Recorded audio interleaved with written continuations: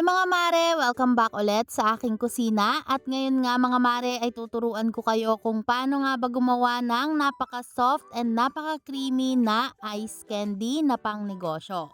Yes mga mare, so tara at samahan nyo nga ako ngayong gumawa ng melon ice candy.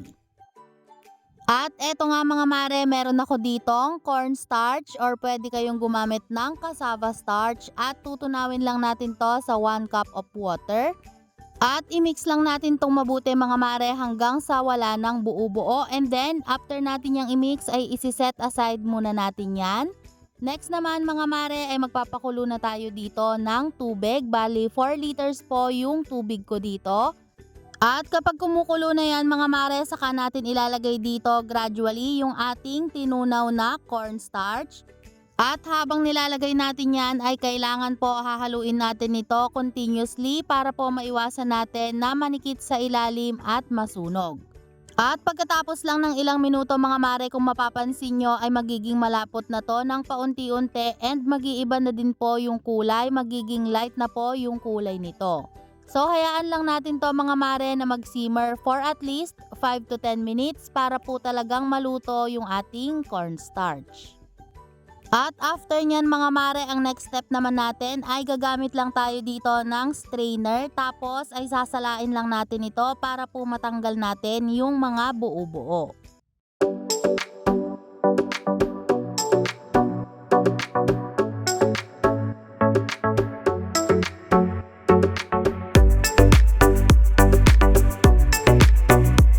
At kapag medyo malamig na mga mare, saka natin ilalagay dito yung ating asukal at yung ating condensed milk. At imimix lang natin yan hanggang sa tuluyan ng ma-dissolve yung nilagay natin na condensed milk at sugar.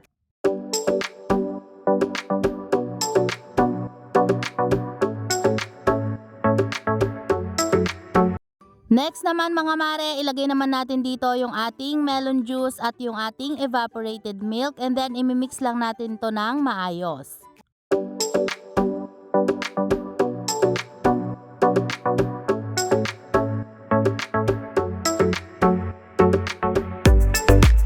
Ayan, at eto naman yung ating shredded na melon. So next naman mga mare ay pwede na tayo ditong magbalot. Ganito lang yung ginagawa ko mga mare, naglalagay muna ako ng 1 tablespoon ng shredded na melon, and then saka ako maglalagay ng ice candy mixture. 1/2 cup yung gamit ko mga mare, pero hindi ko pinupuno yung 1/2 cup dahil masyadong marami. At ganun lang kadali mga mare, at uulitin lang natin yung process hanggang sa maibalot na natin lahat yung ating ice candy.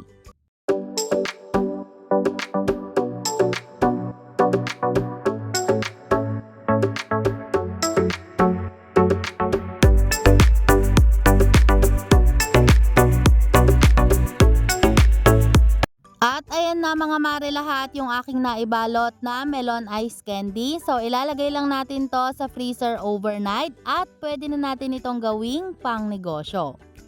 At hanggang dito na lang mga mare, para po sa exact measurements ng mga ingredients na ginamit ko, ilalagay ko na lang po sa description box below.